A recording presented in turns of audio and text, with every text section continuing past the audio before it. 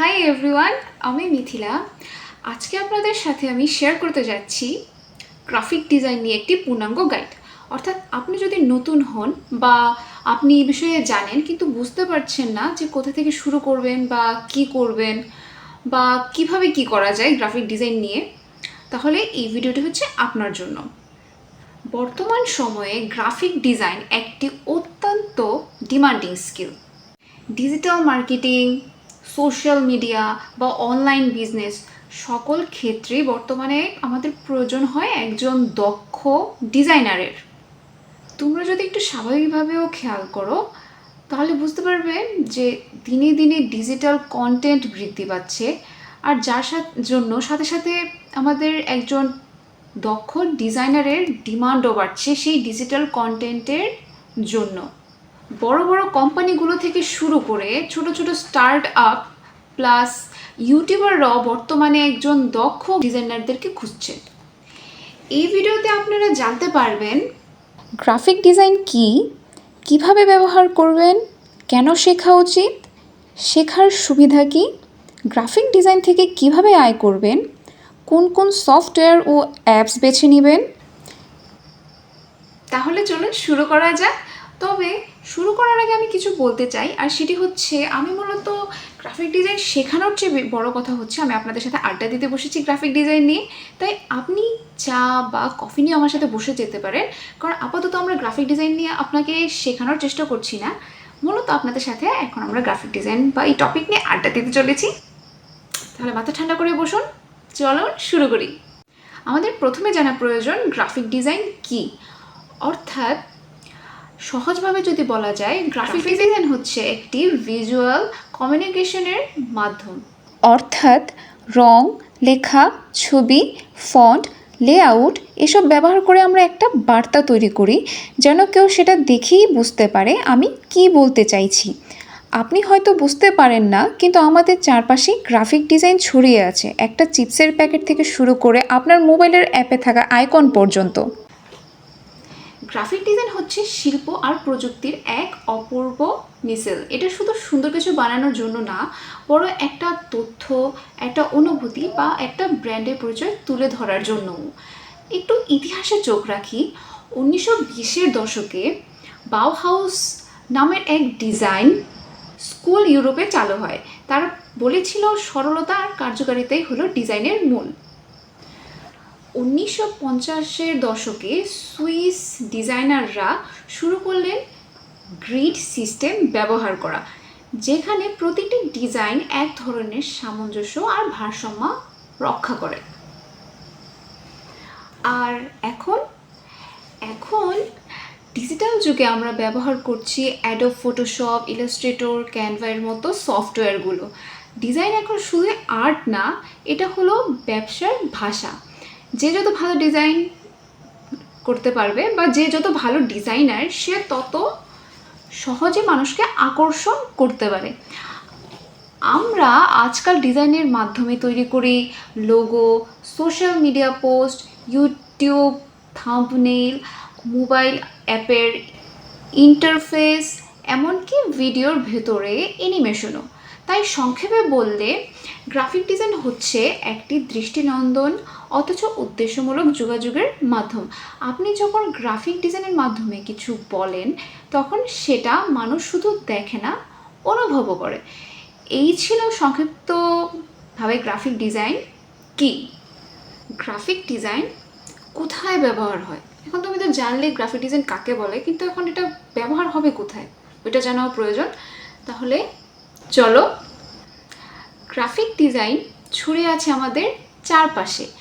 Branding, identity, logo, business card, brand guideline, marketing ও বিজ্ঞাপন, social media, artwork, banner, poster, তারপর হচ্ছে আমাদের editorial design, magazine, ebook, infographics, তারপর হচ্ছে আমাদের digital UI, UX, website, mobile app, dashboard, তারপর হচ্ছে আমাদের প্যাকেজিং ও পরিবেশগত প্রোডাক্ট লেভেল স্টোর সাইনেজ।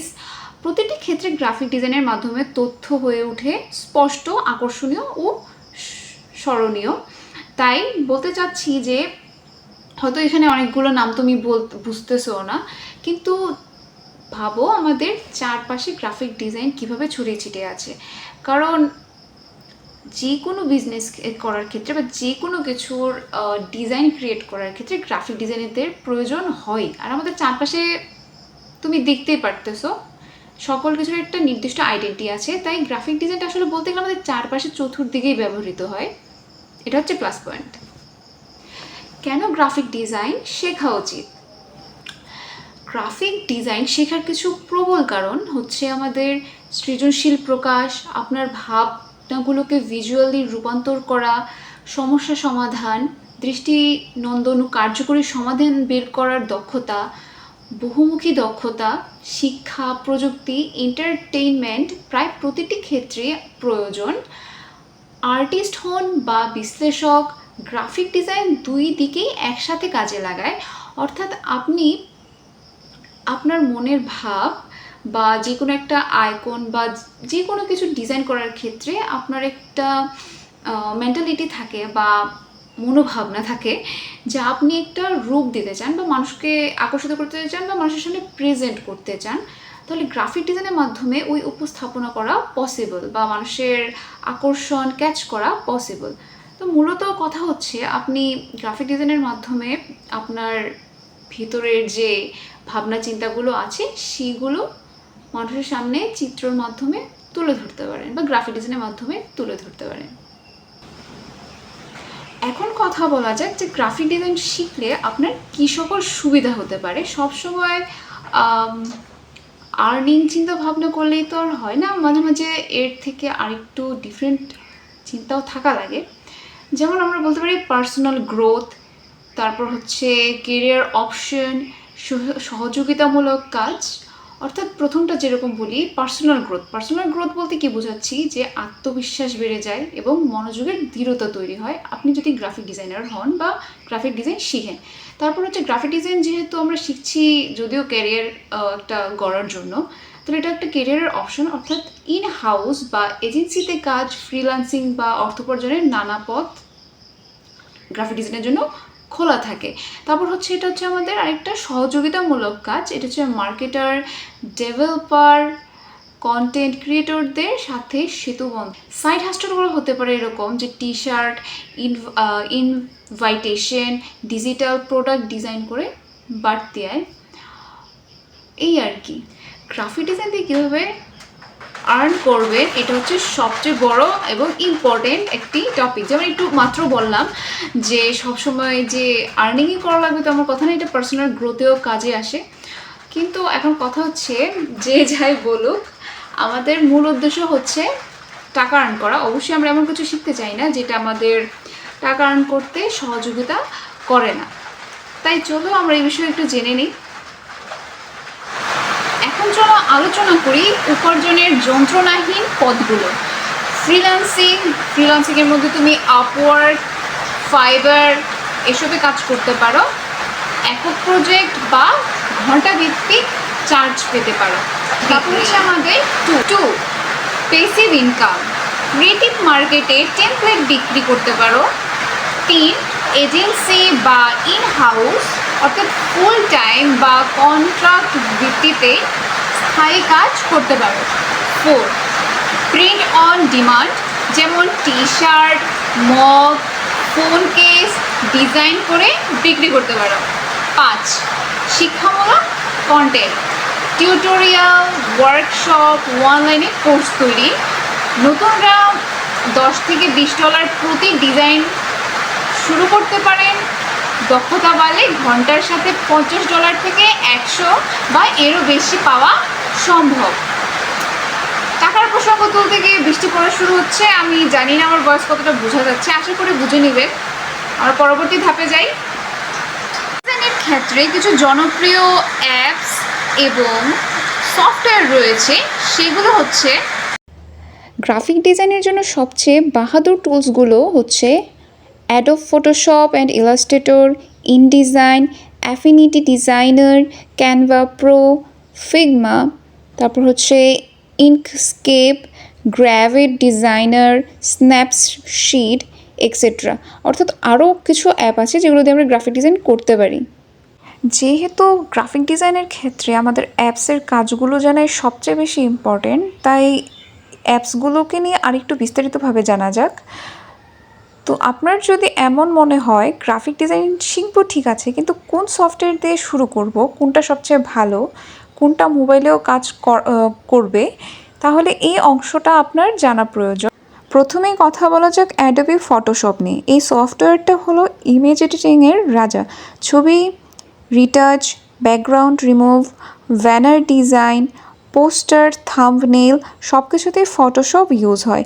তবে এটা শেখার জন্য একটু সময় ও প্র্যাকটিস দরকার হয়। 2 নম্বরে কথা বলা যাক অ্যাডোবি ইলাস্ট্রেটর।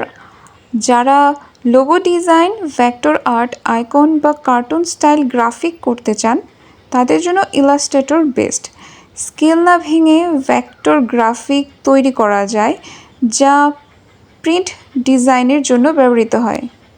আচ্ছা, এটা স্পেলিংটা কী হবে আমাকে একটু জানিও তো। অনেকে বলছে অ্যাডোবি, অনেকে বলছে অ্যাডোব। অ্যাকচুয়ালি স্পেলিং কোনটা হবে আমাকে জানিও, আমি একটু কনফিউজড হয়ে আছি। যদিও আমার কাছে মনে হয় দুটো স্পেলিংই রাইট। আচ্ছা বাই দ্য ওয়ে, পরের সিরিয়ালে যাওয়া যাক। তারপর কথা বলা যাক ক্যানভা নিয়ে। বিলকুল বিগিনারদের জন্য বেস্ট একটি টুল।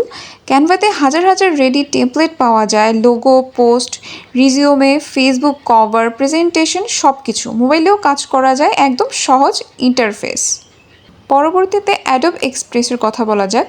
ক্যানভার মতোই কিন্তু অ্যাডোবের অ্যাপ। দ্রুত পোস্ট তৈরি, রিল ভিডিও বা স্লাইড বানানোর জন্য ভালো। মোবাইলে কাজ করে অনেক কিছু করা যায় সহজেই। পরবর্তীতে ফিগমা, ওয়েবসাইট বা ইউএক্স ডিজাইনের জন্য এখন সবচেয়ে জনপ্রিয় টুল। টাইমলাইনে কাজ করা, টিমে কোলাবোরেশন, ইন্টারেক্টিভ প্রোটোটাইপ বানানো যায়। ফ্রি ভার্সনেই অনেক কিছু শেখা সম্ভব। কোরেল ড্র, বিশেষ করে যারা প্রিন্ট মিডিয়াতে কাজ করেন, visiting card, leaflet, package design করেন, তাদের কাছে কোরেল ড্র অনেক পছন্দের। ভেক্টর বেসড ডিজাইন হয় এইখানেই। 7 হচ্ছে ইঙ্কস্কেপ, ইলাস্ট্রেটরের ফ্রি অল্টারনেটিভ। যারা ফ্রি টুল দিয়ে ভেক্টর ডিজাইন শিখতে চান তাদের জন্য ইঙ্কস্কেপ ভালো অপশন। পয়েন্ট 8 পিক্স আর্ট বা পিক্সল্যাব, মোবাইল দিয়ে যারা ডিজাইন করতে চান বা মোবাইল ইউজার, তারা এই অ্যাপগুলো দিয়ে ছবি এডিট, পোস্ট তৈরি, ব্যাকগ্রাউন্ড রিমুভ, টেক্সট অ্যাড সব করতে পারবেন। বিশেষ করে যারা মোবাইল ইউজ করে ইউটিউব বা ফেসবুক পেজ চালান তাদের জন্য এটি দারুণ। তাহলে কি বুঝলে? কম্পিউটার থাকলে অ্যাডোব ফটোশপ, ইলাস্ট্রেটর, ফিগমা দিয়ে শুরু করতে পারো। আর মোবাইল ইউজার হলে ক্যানভা, অ্যাডোবি এক্সপ্রেস বা পিক্সেল অ্যাপ দিয়েও সহজেই ডিজাইনের জগতে ঢুকে পড়া যায়। তোমার দরকার শুধু ইচ্ছা, বাকি টুলস এখন হাতের মুঠোয়। তুমি ফোন, কম্পিউটার, তোমার যেটাতেই সুবিধা হয় সেটা দিয়েই গ্রাফিক ডিজাইনের কাজ বা তোমার পছন্দ মতন কাজ করতে পারো। এখন তোমার কাজ হচ্ছে উপযুক্ত অ্যাপটি বেছে নেওয়া, তুমি কোন কাজটি করতে চাও সেই অনুযায়ী। তবে এই ছিল আমাদের গ্রাফিক্স ডিজাইন নিয়ে গুরুত্বপূর্ণ তথ্যসমূহ বা মূল পয়েন্টগুলো, যেমন কি, কেন, কিভাবে, বা টুলসগুলো, পদ্ধতিগুলো বা সুবিধাগুলো, বা তুমি কিভাবে তোমার কাজগুলো করতে পারো বা কোন অ্যাপ দিয়ে। এই ছিল মূলত আজকের টপিক। আর এছাড়াও তুমি কাজগুলো শিখতে পারো, অনলাইন থেকে শিখতে পারো বা অফলাইন থেকেও শিখতে পারো। অর্থাৎ তুমি টাকার বিনিময়েও এই কোর্সগুলো করতে পারো, এটা তোমার ইচ্ছা। বা তুমি যদি চাও যে ইউটিউব ঘেটে বা কোনো ওয়েবসাইট থেকে দেখে বা বিভিন্ন জায়গা থেকে ফ্রিতে শিখবে, এটাও পসিবল। এইটুকুই। আর যে তুমি যদি ক্রিয়েটিভ হতে চাও, তোমার কেরিয়ার ক্রিয়েট করতে চাও গ্রাফিক ডিজাইন নিয়ে, তুমি শুরু করতে পারো। বা তোমার যদি মনে হয় না শখের বসে শিখবে, তাও শিখে নিতে পারো। আজকে এটুকুই।